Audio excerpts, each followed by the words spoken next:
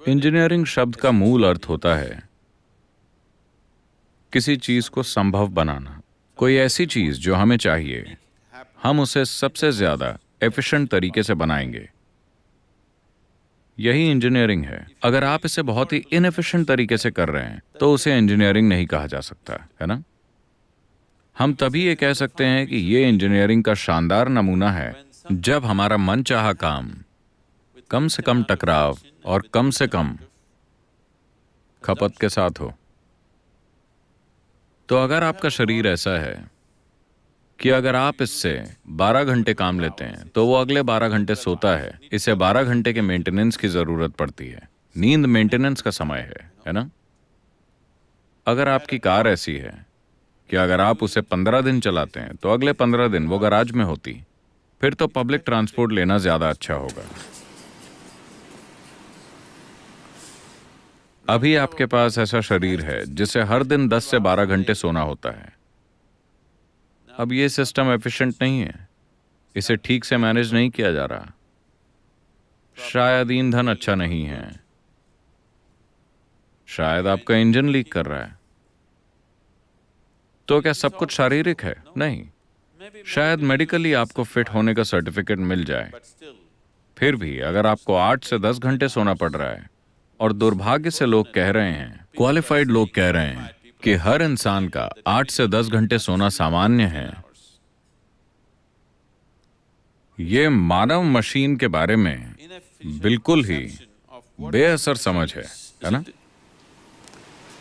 This is the most sophisticated machinery on the planet, this human mechanism. ये धरती की सबसे जबरदस्त मशीन है, ये इंसानी तंत्र। अगर इसे ऐसी हालत में रखा जाए कि आधे समय इसे मेंटेनेंस की जरूरत पड़ती है, तो आप इसे सबसे जबरदस्त नहीं कह सकते। ये बहुत आसान है।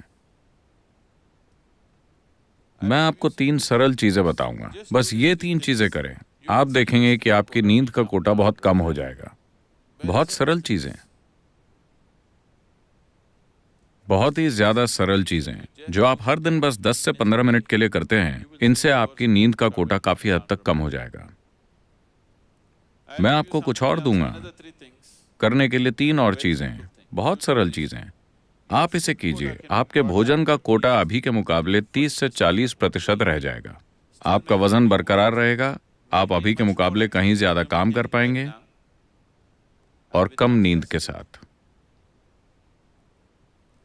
तो आप किसी चीज को इंजीनियर करते हैं ताकि आप उसे ज्यादा एफिशिएंटली चला पाएं।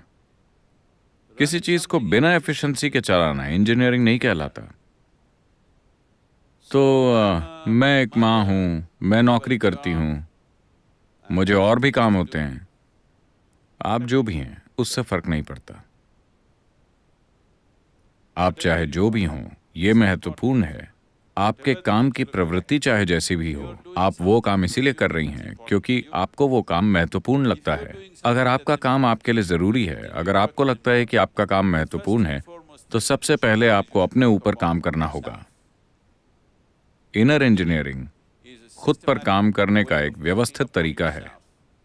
यह काम सिर्फ शरीर, मन या सिर्फ भावनाओं पर नहीं होता, बल्कि सभी आयामों पर होता है। अगर आपका शरीर, मन, भावनाएं और ऊर्जा ये सभी एक सीध में आकर ठीक से व्यवस्थित हो जाएं, तो ये मशीन काफी एफिशिएंटली काम करेगी। तो आपको जितनी नींद की जरूरत पड़ती है, आपको जितने भोजन की जरूरत पड़ती है, शरीर जितने आराम की मांग करता है, उसे काफी हद तक कम किया जा सकता है। और साथ ही आपके काम की मात्रा काफी हद तक बढ़ाई जा सकती है और उसे ज्यादा एफिशिएंट और इफेक्टिव बनाया जा सकता है।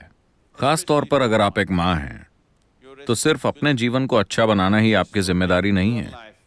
आप 1 या 2 और लोगों के जीवन को, उनके जीवन को भी अच्छा बनाने की जिम्मेदारी ले चुकी हैं। जब आप ऐसी जिम्मेदारी लेने का साहस करती हैं, तो मुझे लगता है कि आपको इनर इंजीनियरिंग जरूर करनी चाहिए। आपके पास चॉइस नहीं है। अगर आप माँ ना होती तो शायद आप चुन सकती थीं, लेकिन अगर आप एक माँ हैं, आपके पास चॉइस नहीं है, आपको करनी ही चाहिए।